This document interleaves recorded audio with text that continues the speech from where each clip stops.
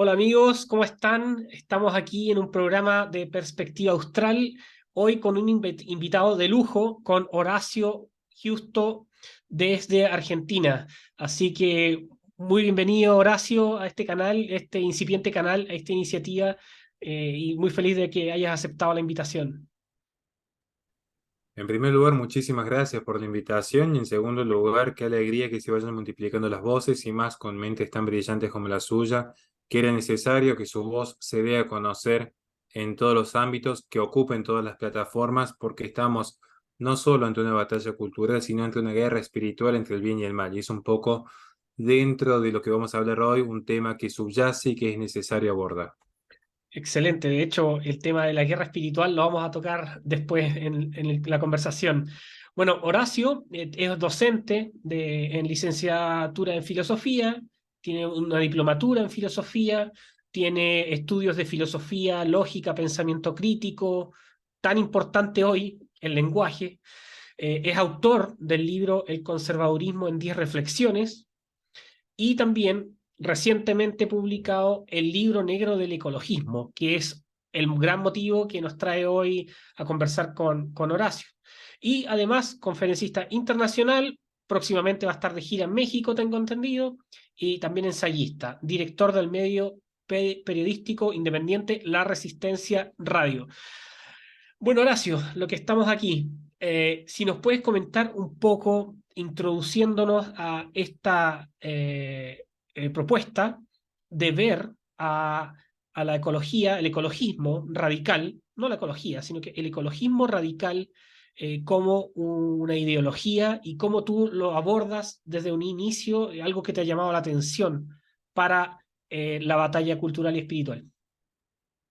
Bien, entonces es necesario, y quizás acá es donde más de uno se va a sorprender y va a abrir los ojos, porque como un docente en filosofía va a querer abordar un tema que parece propio de la ciencia. Esto quizás a veces a muchos los alarma y los mantiene escépticos, pero es aquí la cuestión. Y esto espero que no se tome como una corrección y una falta de respeto, sino al contrario, tratar de mostrar cómo ha sido el avance cultural contra lo que hoy combatimos. Usted inicia la presentación haciendo una distinción entre ecología y ecologismo. Sobre ese punto es donde nosotros ya trabajamos en en el capítulo primero del tomo primero para decir, ¿es acaso una distinción tan radicalizada la ecología del ecologismo? Y aquí es donde tenemos que empezar a tener en cuenta algunos conceptos que espero sinceramente darme a entender en tan solo 5 minutos lo que es tema de un seminario. Vamos a hacer el esfuerzo, prometo poner lo mejor de mi parte. ¿Por qué quiero decir esta distinción de que tenemos que ser escépticos ante esta diferenciación tan rápida entre ecología y ecologismo? Vamos por parte. Primero, tenemos que saber distinguir lo que es ciencia de lo que es una ideología, como a su vez saber distinguir lo que es una ideología de una doctrina. Pero eso ya sería excedernos de tema. El punto aquí es entender principalmente y de manera rápida que el conocimiento científico es siempre falseable, aunque la falsación no sea la única forma en la cual se puede distinguir el conocimiento científico. Todo conocimiento científico, por definición, es falseable porque es empírico, donde los sentidos siempre están sujetos a error, y porque a su vez es un conocimiento provisorio hasta que surge un nuevo dato del mundo, el cual obliga a reformular las teorías. Ejemplo simple que doy siempre en mis clases, se sostenía que la Tierra, en base al conocimiento científico de la época, por eso insisto, es falseable. Es objetivo, pero también tiene una dosis de subjetividad. Se sostenía que la Tierra era estacionaria, hasta que luego, con la aparición de Galileo Galilei, se empieza a tomar noción de que la Tierra tenía un movimiento elíptico. ¿Acaso es que los científicos de antes mentían deliberadamente? ¿O será que simplemente era un conocimiento objetivo de acuerdo a la época, pero que luego se pudo ir mejorando? ¿Cómo mejora la ciencia? Cuando mejora la explicación o cuando mejora la predicción, tal como sucede con el estudio del clima, donde la ciencia mejora cuando se puede predecir mejor ciertos fenómenos. la erupción de un volcán, un eventual tornado, o simplemente si caerá granizo el día de mañana. Rápidamente este es el punto. ¿Qué sucede con la ideología? Miren lo rápido que estamos yendo. De Stud de Tracy, un autor que yo recomiendo, a pesar de que yo no asumo las banderas de la revolución, sí reconozco que ha habido pensadores revolucionarios que han dado su aporte a la civilización occidental. De Stud de Tracy considera que las ideologías son la ciencia de las ideas. Claro, él la escribe en un contexto donde había un auge ya no del método científico habilitado en el siglo XVI, que es la apertura a la modernidad, sino que transpone incluso las nociones propias del empirismo y el positivismo a las ciencias sociales. La ideología va a ser entonces la ciencia de las ideas, pero esto tiene un problema, porque la materia, que está siempre sujeta a cambio, que tiene una serie de particularidades que no las puedo mencionar ahora porque sería entrar en tema de metafísica, no sigue los lineamientos del hombre que está dotado de un espíritu, de un ánima, de allí viene el concepto de alma, que anima al ente, pero que no solo lo anima como si se tratase de la vida sensible del animal o la vida vegetativa de la planta. La anima con la particularidad que el hombre está dotado de inteligencia orientada a la verdad y voluntad orientada al bien. Entonces, querer trasladar un conocimiento determinista, como es el científico, el conocimiento científico, por cierto, y acá desde ya, es siempre determinista. Por eso se establecen leyes hasta que surja un nuevo modelo que revalide el anterior. Siempre se habla de leyes científicas. No se puede aplicar una ley de comportamiento, incluso fue la gran experiencia fallida del conductismo, a un ser que goza de libre albedrío, una persona donde de repente en Argentina nos vamos a comer un asado impresionante, mientras que en la India van a adorar a las vacas. Claramente que no podríamos establecer una ley determinista de conducta. Pero las ideologías tienen este vicio. Les voy a dar algunos ejemplos para que puedan ver qué sucede cuando la ciencia se convierte en cientificismo, donde se considera que el único conocimiento válido es el conocimiento científico, ese conocimiento empírico que siempre conoce lo particular. Aclaro desde ya, no es que la filosofía sea mejor que la ciencia, pero son distintos conocimientos. El filósofo surge de lo universal hacia lo particular. Ahora, el científico sí o sí surge de lo particular e intenta crear una ley universal. ¿Qué médico que nos esté escuchando ahora ha podido analizar todos y cada uno de los cuerpos humanos en el mundo? 8.000 millones de seres humanos. Ninguno. Pero a partir de una determinada cantidad de muestras, supongamos 100.000 cuerpos, puede establecer una ley donde va a sostener que hay ciertas generalidades y establecer una determinada ley. Se creía, porque se habían conocido cierta cantidad de cisnes, que los cisnes eran negros, hasta que apareció lo que los cisnes eran blancos, hasta que apareció un cisne negro. Es decir, el conocimiento como surge lo particular está siempre sujeto a variación. Quería cerrar con esto. Ahora, ¿qué pasa si yo lo traslado al campo social? Y empiezo a establecer ya determinismos. Cierro con esta primera introducción para establecer la distinción entre ecología y ecologismo. Si es que la hay. Grandes cientificistas. Pensemos, por ejemplo, Marx. Marx era cientificista, pero los que han leído a Marx en profundidad y lo conocen, porque en su método histórico también establece un materialismo que toma elementos de un determinado empirismo ya del siglo XVII, más avanzado, y establece una suerte de apocalipsis. No es que el apocalipsis para el cristiano pueda acaecer o no, inevitablemente va a suceder. De la misma manera, la emancipación a través de la lucha de clase era un hecho, como es la emancipación, por ejemplo, que toma Simone de Beauvoir respecto a la mujer. Es el mismo determinismo que van a tomar los transhumanistas como Jabari y Yuval respecto al avance de la ciencia. No lo ve como una potencialidad, sino como un hecho dado, de acuerdo al curso natural de las cosas.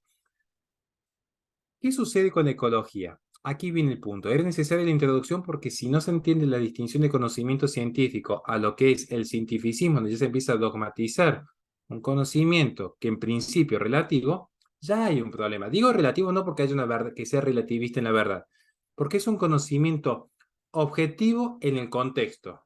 Eso es siempre importante marcarlo. La ciencia es objetiva en el contexto en el que se aplica la ciencia. ¿Quién crea el concepto de ecología? Ernst Haeckel. Y alguien diría, bueno, es un científico, zoólogo que intenta llevar una determinada expresión científica de la biología como una ciencia autónoma. Recién en 1930 va a ser una ciencia autónoma la ecología. Ernst Haeckel va a considerar que el oikos logos, es decir, el conocimiento de la casa, era el estudio de todo ente biológico en relación al ambiente en el cual se desarrolla. No solo con otros entes biológicos, sino también con los recursos disponibles. Esto era básicamente la noción primera de ecología, que ha tenido algunas variaciones, pero se conserva su esencia. Ahora, hasta aquí alguien diría es inobjetable. ¿Cuál es el punto? Que Ernst Haeckel y todos los ecologistas que van a acompañar este pensamiento hasta el día de hoy ya no son científicos, o mejor dicho, lo son. Y son científicos que olvidan un factor fundamental que gran parte de la población mundial ha olvidado. Se cree que la ciencia está emancipada de la filosofía, que la gran ruptura de la revolución del siglo XVI. Muy por el contrario, ese concepto de Hegel es un concepto profundamente filosófico. ¿Saben con qué área, por cierto? Con el área de la antropología. Porque no es lo mismo asumir una posición creacionista, podríamos pensar en un cristiano promedio de Occidente, asumió una posición evolucionista. Ya allí ese científico tomó la primera gran opción filosófica. La primera gran opción filosófica es inmanentismo versus trascendencia. Si yo considero que el ser humano es producto de un proceso evolutivo, estoy reconociendo que no hay un orden metafísico anterior, o mejor dicho, que no hay una realidad anterior al hombre. No hay una realidad buena, bella y cierta anterior al humano. Es solo humano. Es biología en proceso de cambio. Es materia en proceso de cambio. Ernst Haeckel considera, y lo tomo de su libro de 1899 para que busquen la cita, por cierto, El enigma del universo, que el ser humano es un vertebrado mamífero a la par de cualquier otro mamífero vertebrado, con todo lo que ello implica. Las reglas a aplicar por el primer ecologista, que es el que habilita el concepto de ecología, era que de hecho no hay nada especial en el individuo. Muy por el contrario, mientras el cristianismo vino a revalidar el alma individual, veamos si no la propuesta de Santo Tomás de Aquino cuando define persona, subsistente individual de naturaleza racional, Ernst Haeckel va a considerar que lo primordial es la especie. ¿Saben en qué se tradujo su pensamiento? Que en 1904 él habilita y preside la Sociedad de Higiene Racial en Alemania, que empieza a tomar un particular auge en los círculos obreros. Esto está todo cronicado y documentado en nuestro libro. Cuando alguien hace la distinción entre ciencia versus ideología, yo siempre digo, estoy de acuerdo que es distinto. Ahora, cuidado en no analizar que hay muchos científicos que ya parten de premisas filosóficas antagónicas a nuestro modelo de civilización. ¿Cómo se va a traducir esto? Le voy a dar un par de datos concretos que nosotros los citamos libres, no me quiero extender en nombres, pero que es importante verlo. Si yo pienso en Francis Place, Francis Galton, Margaret Sanger, Mary Stopes, eugenésicos todos y cada uno de ellos, no eran precisamente agentes comunistas. De hecho, ya empiezan a trabajar en esta noción de erradicar a ciertos miembros de la sociedad que no son lo suficientemente útiles, están muy lejos de ser un comunismo recalcitrante. Empiezan a trabajar mucho antes que en la Unión Soviética se legalice la práctica que por evitar censuras en la plataforma no la voy a mencionar. Pero aquí está el punto en cuestión. Ellos toman la eugenesia como un modelo ideológico que se aplica al plano político. Toman la ciencia como fundamento del ser. No toman al ser en un fundamento metafísico, sino en su fundamento más físico, empírico y positivo. Y esto, aunque parezca que es ciencia, en realidad es filosofía.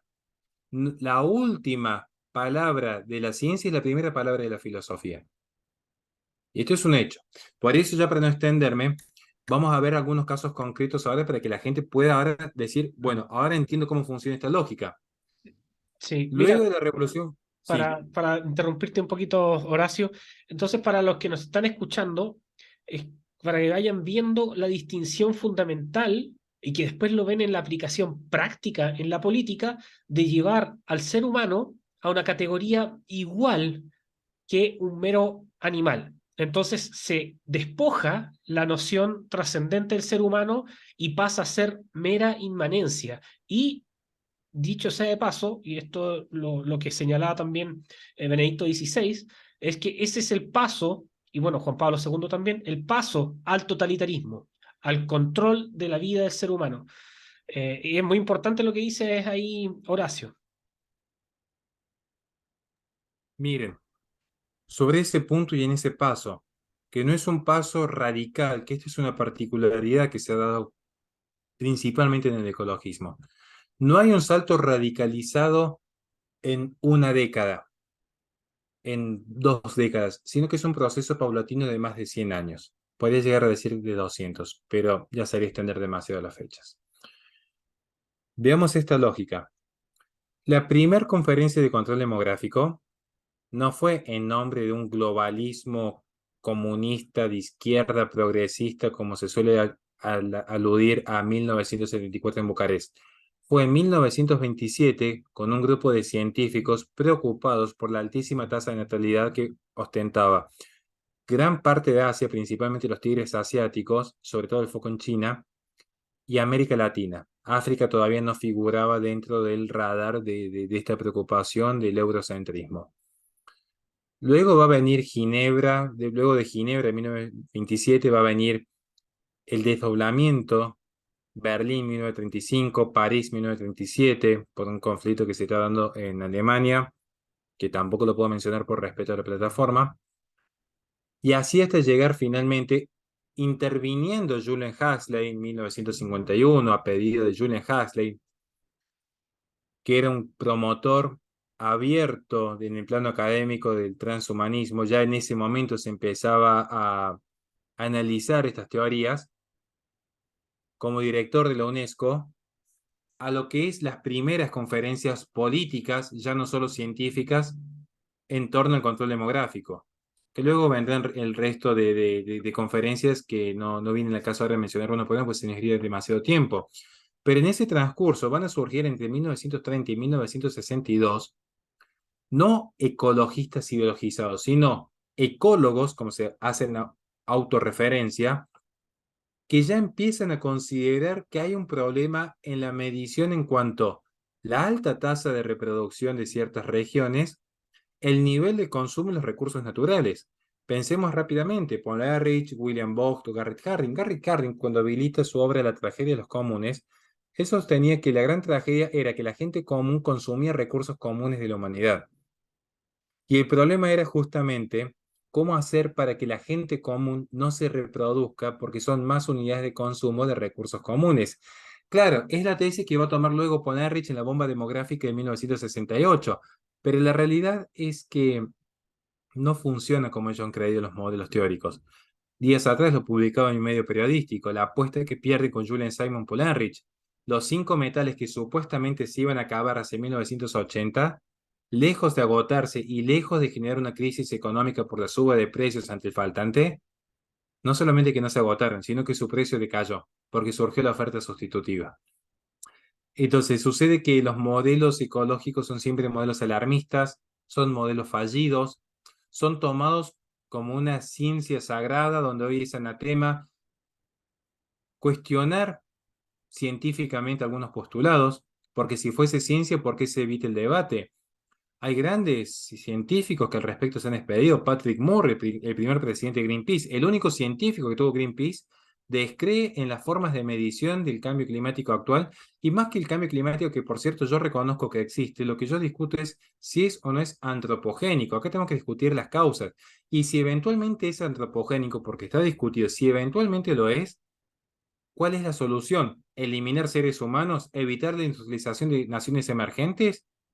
¿O empezar realmente a poner el ojo en grandes naciones contaminantes como China, o grandes empresas contaminantes como Coca-Cola, que es la mayor empresa contaminante del mundo, que es la que financia las conferencias de partes. Entonces, nosotros lo que tratamos de evitar es que se confundan los términos. Hoy se da por sentado que la única forma de evitar el cambio climático antropogénico, suponiendo que existe, es evitar la industrialización y la reproducción de naciones emergentes, tal como lo propuso Herbert Marcuse, el principal intelectual del Mayo francés, André Gors, el principal ecologista de Europa, Michael Lowy, sociólogo ecologista de Brasil, Petra Kelly, la primera ecofeminista fundadora del Partido Verde. Por eso hoy Alemania con el Partido Verde se ha encargado de que tengan el mayor desastre energético desde la Segunda Guerra Mundial, un desabastecimiento total y completo por haber eliminado las fuentes de energía a base de carbón.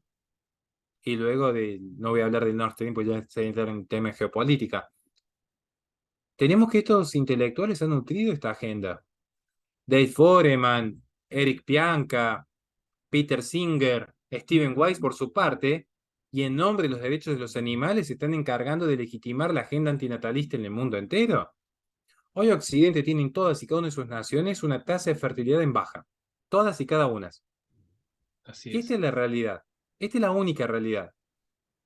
Si hubiese tiempo, en algún momento lo podemos explicar, pero lo voy a decir ahora rápidamente. Doy siempre el mismo ejemplo para que se entienda, para no aburrirlos con datos y gráficos, que esos ya están puestos en el libro.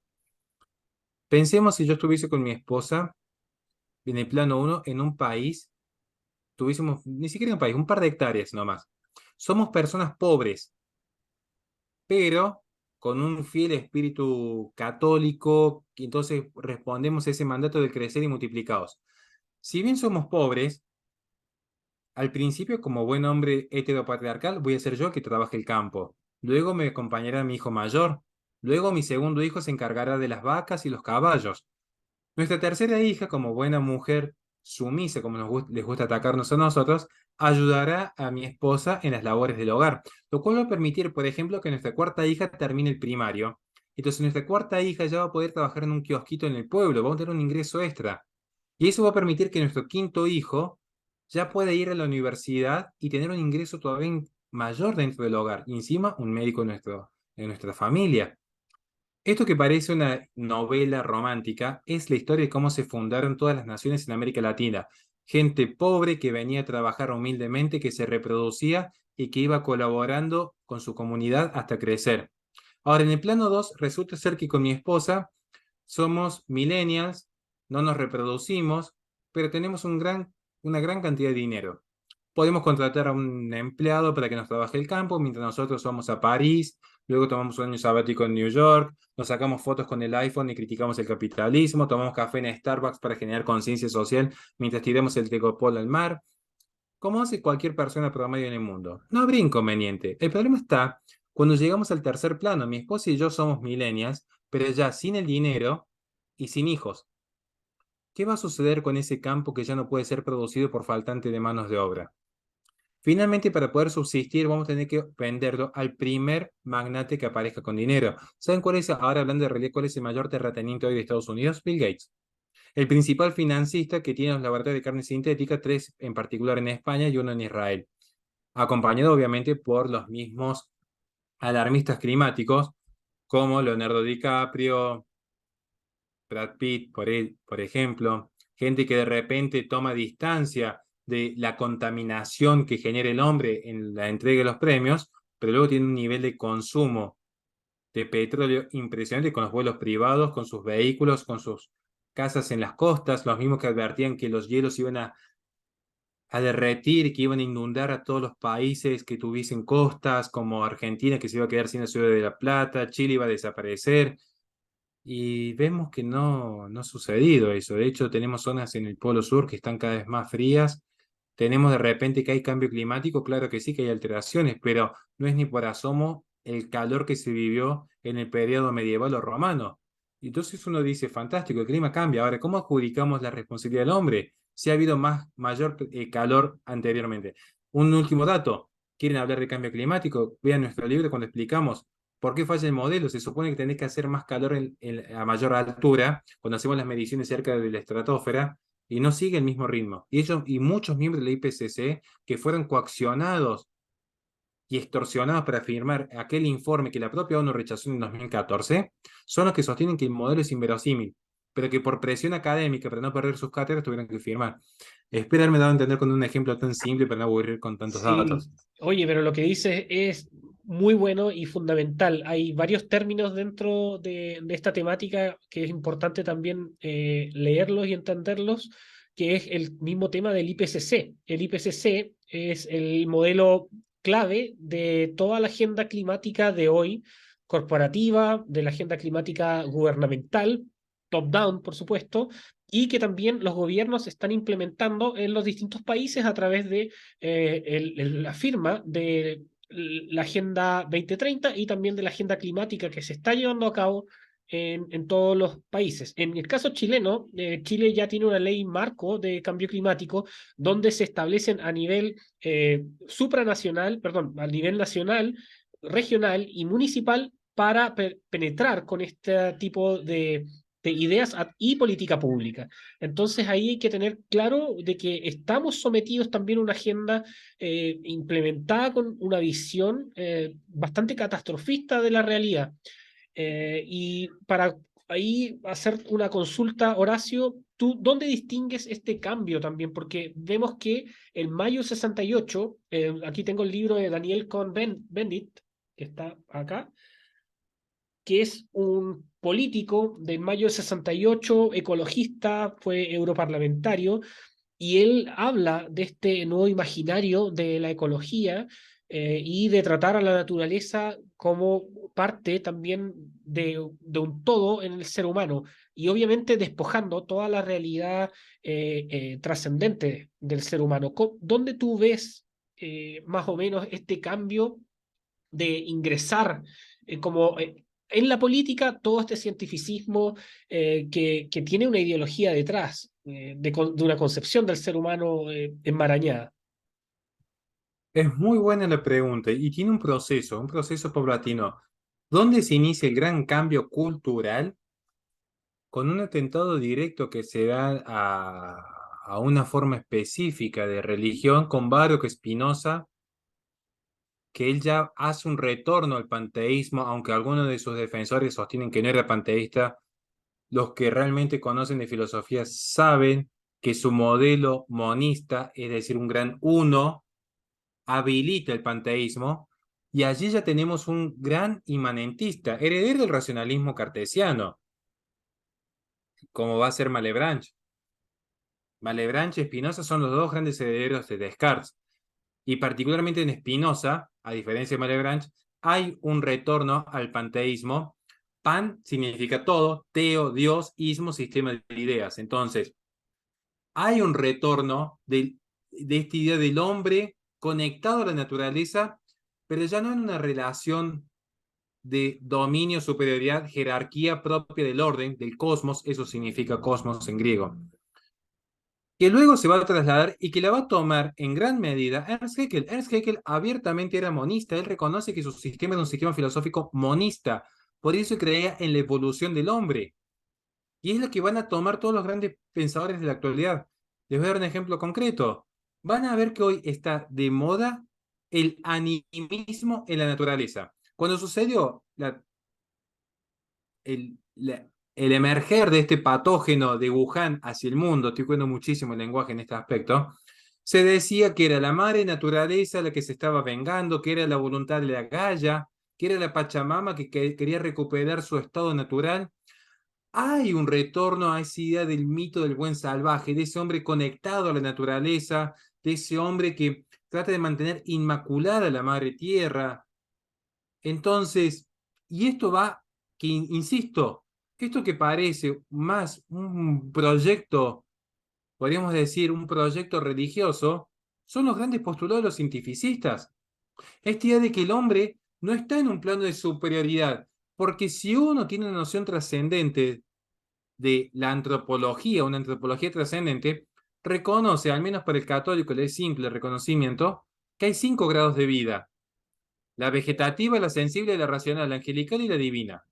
Y están jerarquizados por las potencias de su esencia. La esencia, que es lo que limita el ser, no me da tiempo de explicarlo metafísicamente, pero la esencia siempre limita el ser, si no habría dos dioses, y es imposible. Entonces, ser hay uno solo, el resto están todos limitados en su esencia. La esencia del hombre es ampliamente superior a la de cualquier otra entidad en este plano físico, por las potencialidades que guarda en su ser. Por eso el hombre tiene cultura, el animal tiene conocimiento, el hombre tiene razón. La vida vegetativa tiene dos funciones básicas. Ahora, la vida del hombre es un destino abierto porque goza de libertad, algo que no goza el animal. Entonces, todos estos proyectos van entrando al campo político, este proyecto religioso de la Pachamama, la Gaia, la Madre Naturaleza. No crean que la Unión Europea o que la ONU tienen particular cuidado con los recursos naturales. Lo que sucede es que se sacraliza la religión porque lo que se sacraliza, la persona de manera libre y voluntaria entrega su vida, su libertad y su propiedad. Lo digo yo siendo católico, que no dudaría un segundo en entregar mi vida por Dios. Ahora, mucha parte de la población hoy están dispuestos a sacrificar sus formas de vida para entregar al cuidado, por decir entre comillas, una expropiación internacional de la Amazonía o los recursos mineros del Perú o de Chile a las grandes élites en nombre de la protección de la naturaleza. Quieren cuidar la naturaleza y empiezan a comprar paneles solares. Les digo algo, ¿saben cómo se fabrican los paneles solares? El 92% de la fabricación depende de componentes que surgen de China. Una China comunista que tiene manos de obra esclava, que persigue y masacra a cristianos, que se está expandiendo ilegítimamente sobre territorios independientes como Taiwán, Hong Kong, el Tíbet, Birmania. Esa China es la que más se favorece por tener el monopolio absoluto de la extracción y distribución de los 17 metales raros necesarios para las energías verdes. Esto también te explico en mi libro.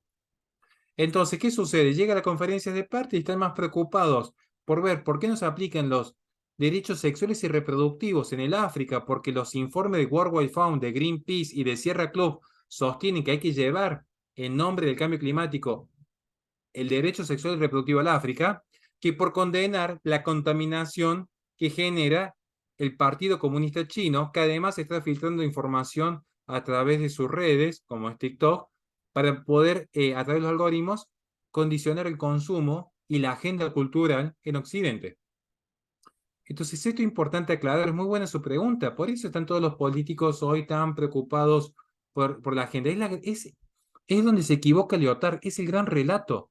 Lyotard sostenía que en la posmodernidad no había metas relatos, al contrario, todos desaparecen y surge uno nuevo, que es el ecologismo, porque van a ver que Castillo era un poco más comunista, Boluarte era un poco más socialdemócrata, Boric era extrema izquierda hasta que llegó al poder y se volvió un socialdemócrata con baja tasa de aprobación. Alberto Fernández decía ser más mesurado que Cristina Fernández Kirchner. Ahora, yo veo acá en Argentina la juventud del PRO y la Cámpora, para que lo podamos entender como si viésemos la juventud de la UDI con la juventud de Boric, abrazados festejando el Día de la Tierra. Entonces, van a darse cuenta que cuando un sujeto desafía verdaderamente esta agenda, caso concreto Bolsonaro, el Deep State se encarga de eliminarlo. Como sucedió con el Poder Judicial en Brasil, esto no es teoría conspirativa. Ya tengo un video explicando la diferencia entre conspiración, que es real, conspirare, práctica común en la democracia ateniense, a la teoría conspirativa, que es un sesgo psicológico de confirmación. Todo Mm, lo que yo digo está documentado y respaldado. Pero sí. bueno, perdón la extensión de la Oye, pregunta. Horacio, es muy bueno, ya se nos pasó volando la hora. Lo importante aquí es que los conceptos que traes y además también de que se suscriban al canal de Horacio, que es Horacio Giusto, lo busquen en YouTube. Ahí está el video de la diferencia también entre lo de teoría conspirativa y una conspiración. Así que véanlo también porque es muy útil. Ese yo lo vi el año pasado, si no me equivoco.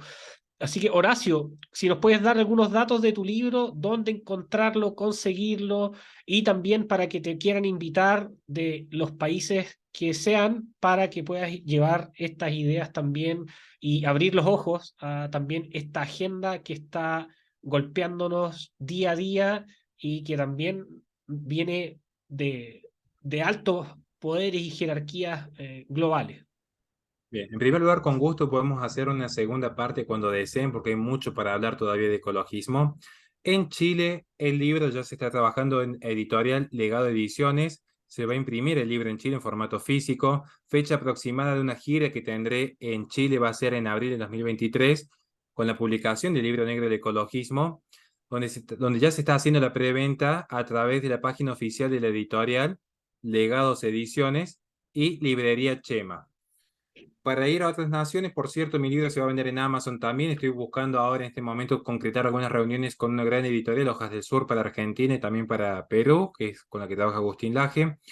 En Ideas Libres en México, donde tendré mi gira gracias a ellos ahora próximamente en febrero y donde pueden comprar el libro en formato físico allí con ideaslibresoficial.com.mx. Y simplemente, si insisto, no hace falta que me lleven.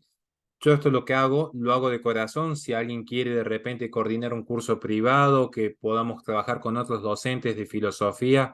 También tenemos cursos privados junto a gente que es científica. Cuando hago mis cursos de ecología, me invitamos a gente que es científica, a una ingeniera ambiental de alto vuelo que está pero becada en 3 universidades distintas de Europa, porque nos interesa que esto se difunda. Nosotros esto lo hacemos de corazón, porque realmente no es decir por amor al arte, porque no es precisamente arte nuestro trabajo, aunque yo soy un defensor del arte como trascendental, pero sí creemos que esto es por un bien mayor, por la gloria del bien mayor particularmente. Así que te agradezco muchísimo. Los que me conocen saben que siempre te he referenciado como uno de los principales intelectuales de Chile, así que me siento muy honrado de poder estar en este canal. Muchas gracias, Horacio, y también un honor aquí tenerte en este programa que estamos partiendo, Perspectiva Austral. Ayúdenos compartiendo este video, difundiéndolo, y también esperamos próximamente después conversar nuevamente con Horacio sobre esta temática que es de tanto interés para todos, porque además es algo que repercute en las vidas de todos, para todos los pagadores de impuestos. Así que un abrazo grande y muchas gracias, Horacio. Nos vemos en una próxima oportunidad. Chao, chao.